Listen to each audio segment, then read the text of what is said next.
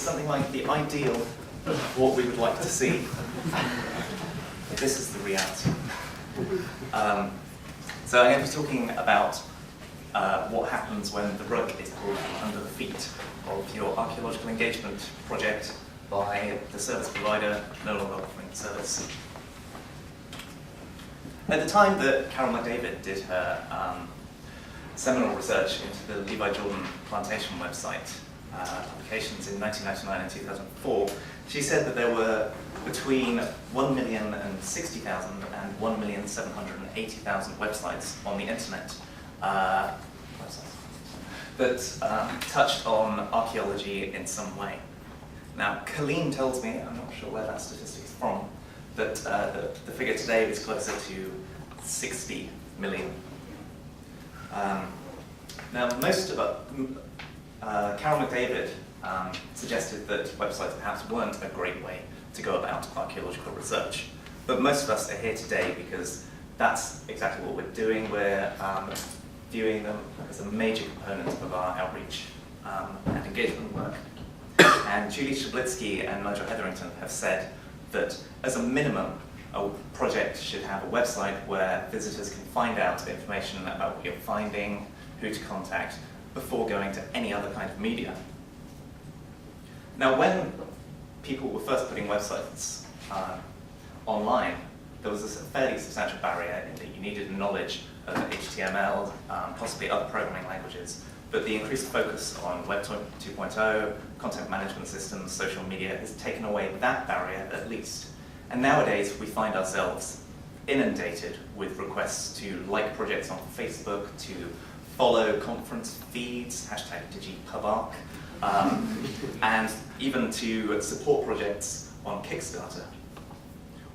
Faced with this barrage of, these are just some of the projects that Colleen or I have been involved in, faced with this volume of noise, it's quite hard to conceptualize how ephemeral archaeology's presence on the internet really is.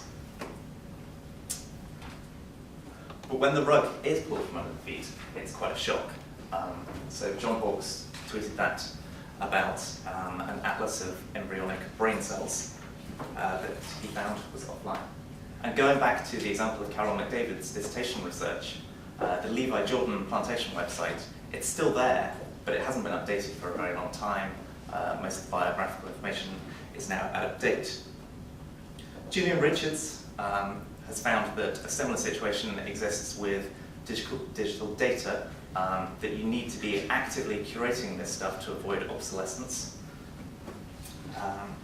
So that brings me to Geocities.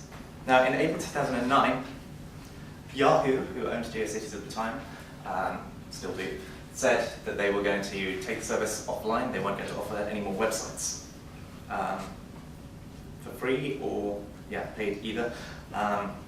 At the time, it had been one of the most popular ways for people to put a presence online. And so we're going to examine what happens when that's taken away. Geocities was founded in 1994 as Beverly Hills Internet, or BHI. It was renamed Geocities in 1995. It offered free hosting. One of the big benefits is you didn't have to know HTML to put all the sites on there. And I had a site. My first site was geocities.com/sunsetstrip/studio/2617, which really rolls off the tongue. And that's a reflection of this neighborhoods idea. Geocities was a mega community which laid itself out in sort of city block style along vaguely coherent themes. So Sunset Strip was, I think, film, music, things like that. My website was about punk bands in Yeovil. In practice, most of the websites that were hosted there were either self-contained or outward-facing, connected by links or web rings to sites away from Geocities. There wasn't really an intra-Geocities community. And Madden and Fox in 2006, when they were writing a primer about the concept of Web 2.0, contrasted Geocities, which was then declining with its metaphor of place, with MySpace, which was then ascending, and its metaphor of person. I think we're probably still in metaphor of person. So Geocities was acquired by Yahoo in 1999. Since then, it made losses. It was still pretty popular, but in April 2009, they made the decision to take Geocities offline, and Geocities websites, except for the ones in Japan, went offline on October 27th, 2009. So at the time of the announcement, I took it upon myself to see what we might potentially be losing, because I thought at the time that we were losing it, although that's not quite the case, as we'll see later. A Google search of the domain geocities.com in summer 2009 returned over 10,000 hits on the subject of archaeology. Now that number is vastly inflated, because that is hits on different pages that mention archaeology rather than different websites. So I trawled through these 10,000 results until I got bored,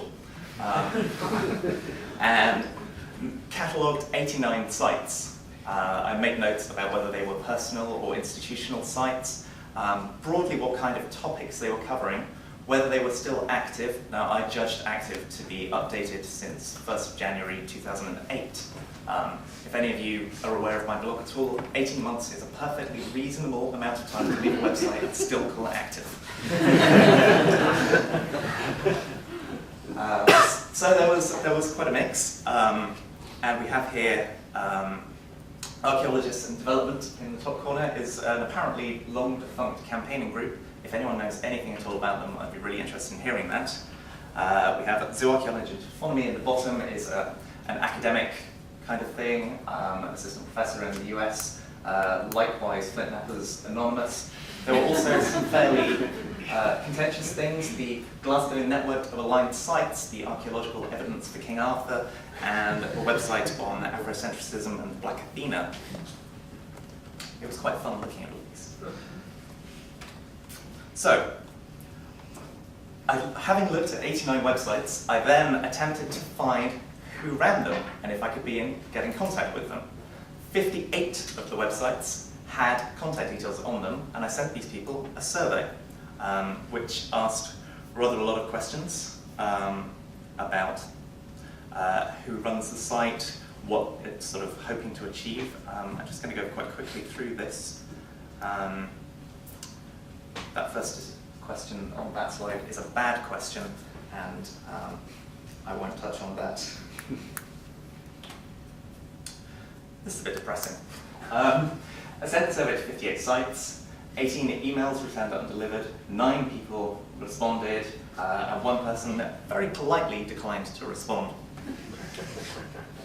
All of the respondents were sole owners or sole maintainers on behalf of the group. There were a few archaeology societies there.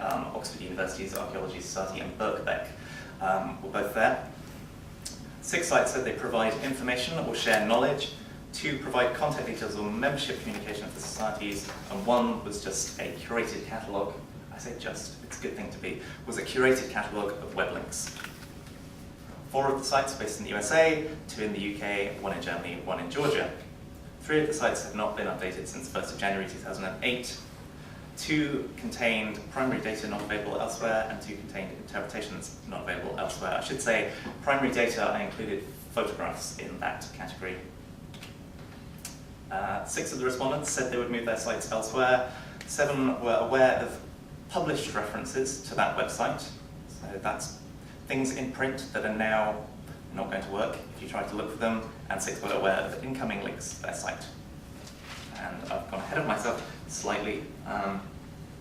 There was a free text portion, and where people could talk about their feelings about hosting a website on Geocities, about the Geocities closure, and more generally about how they felt about putting archaeology online.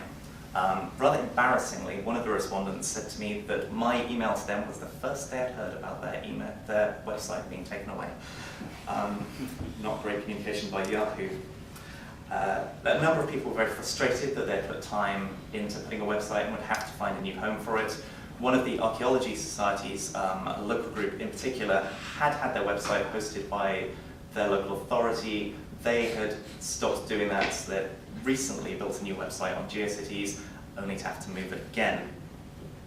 Despite all that, they were all very, very upbeat about putting archaeology on the internet, and they specifically felt that there should be active curation of archaeological websites and also curated personal websites for all archaeologists.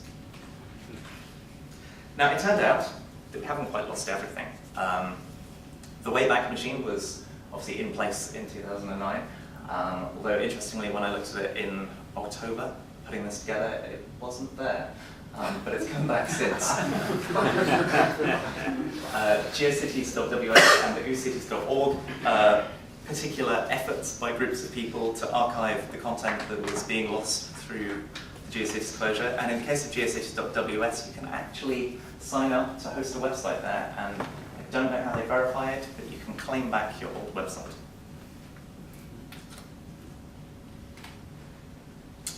So the question is, what can we learn through this? Sorting through the wreckage of the Geocities closure is somewhat reminiscent of what we could call the other digital archaeology, which is the active curation of digital outputs ranging from CAD files, photographs, and such like. And we encourage that confusion because digital archaeology, that digital archaeology, is a thing that we can learn a lot from in terms of providing access to otherwise outdated data forms, and it should be informed by our discipline's attention to materiality and our attention to standardized recording as well. Where was I? Yes. So the risks of hosting data online, I touched on this briefly before, or not very briefly. The plug can be pulled and you might find you lose everything. A lot of our websites are pretty much isolated nodes. If it's about a single project or a single area of interest, then it might not be something that people are actively seeking out. So perhaps a better thing to do would be to view your website as an organizing hub that pulls in data from elsewhere and content from elsewhere on the internet, so tweets, Flickr photos, things like that, links to things on Wikipedia, and foster the connection between different destinations on the internet rather than concentrating all of your efforts on one single point of failure. And on that subject, diversify. We all want to, well, a lot of us want to make our stamp on the internet and have our presence up there. But in truth, a better contribution to knowledge might be just to contribute to a Wikipedia article about what you know, or to engage with a community like Reddit, where you can have an Ask the Expert session. And I believe that is me.